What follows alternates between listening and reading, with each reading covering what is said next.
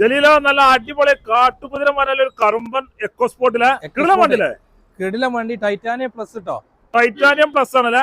Full black വണ്ടിയില്ലേ? 1.2 ആണ്. Diesel വരുന്ന വണ്ടി. ഡീസൽ അത്യാവശ്യം മൈലേജ് ഉണ്ട്, പവർ ഉള്ള വണ്ടിയില്ലേ? അത്യാവശ്യം മൈലേജും കാര്യങ്ങളൊക്കെ ഉണ്ടാവും. നല്ല കിടിലൻ വണ്ടി കേട്ടോ. സെക്കൻഡ് ഓണർഷിപ്പിലൊക്കെ വണ്ടിയാണ്. സെക്കൻഡ് ഓണർഷിപ്പ് വരുള്ളൂ. സെക്കൻഡ് ഓണർഷിപ്പ് വരുള്ളൂ. പിന്നെ അത് മാത്രമല്ല 1.20 മാത്രമേ വണ്ടി ഓടിയിട്ടുള്ളൂ. സ്റ്റെപ്പ് കാര്യങ്ങൾ അതൊക്കെ ചെയ്ത വണ്ടിയില്ല. എല്ലാം കിടിലൻ വണ്ടിയാണ്. ടയറൊക്കെ നമുക്ക് നോക്കുകയാണെന്നുണ്ടെങ്കിൽ ഒരു 50% ടയർ ഉണ്ട്. ടയർ കാര്യങ്ങളൊക്കെ ഉണ്ട്. ഇന്ത്യയിൽ നോക്കുകയാണെങ്കിൽ അടിപൊളി കേട്ടോ. അത് കാണിച്ചു തരാം ഞാന്.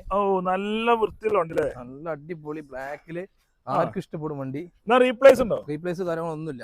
ഒരു പരിപാടി ക്വാളിറ്റി വണ്ടിട്ട് ഒരു ഷോറൂമിൽ നിന്ന് ഇറക്കി അതേ ഫീൽ ഉണ്ടാവും. അതേ ഫീലിൽ വണ്ടി കൊടുക്കാം. നല്ല അടിപൊളി വൃത്തി ചെയ്തിട്ടുണ്ടല്ലേ? ടയറ് കാര്യങ്ങളൊക്കെ ഉണ്ടല്ലോ? ടയറ് കാര്യങ്ങളൊക്കെ ഓക്കെയാണ്. റീപ്ലേസ് ഇല്ല, മേജർ ആക്സിഡന്റ് ഇല്ല, ഒരു പരിപാടി ഇല്ലാത്ത വണ്ടിയില്ല. ഒരു പരിപാടി ഇല്ല. നല്ല ക്വാളിറ്റിക്കാരൻ വണ്ടി. ഫുൾ ബ്ലാക്ക് വണ്ടിയില്ലേ? Full black. നല്ല ക്വാളിറ്റിക്കാരൻ വണ്ടി കേട്ടോ.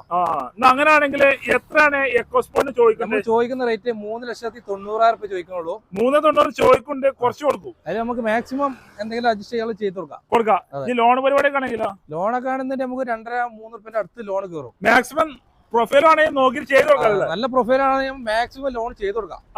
അല്ലെങ്കിൽ ചെറിയ മുടക്കിൽ ഇറക്കും ചെയ്യാം. ചെറിയ മുടക്കിൽ ഇറക്കേണ്ടി വരും. ഡീസൽ ആകുമ്പോൾ എന്തായാലും 10-15 മൈലേജ് സുഖമായിട്ട് കിട്ടും അല്ലേ? ഇങ്ങനെ ഓടിച്ചു പോവാ.